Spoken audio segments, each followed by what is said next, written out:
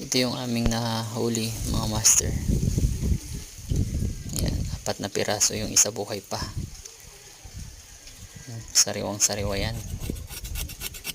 Tapos yan, so yung ginawa ko, kinaliskisan.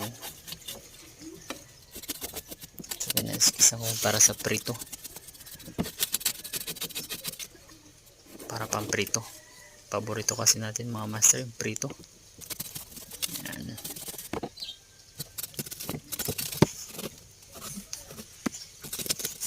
Fresh from the sea. Yan, nagpaapoy tayo para preparation para sa ating pagpiprito.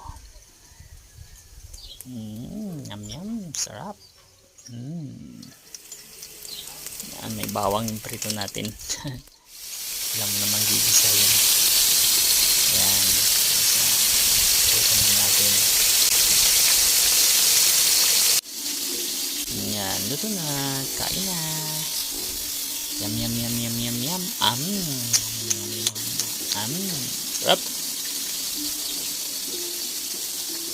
Ang sarap ng sariwang isda.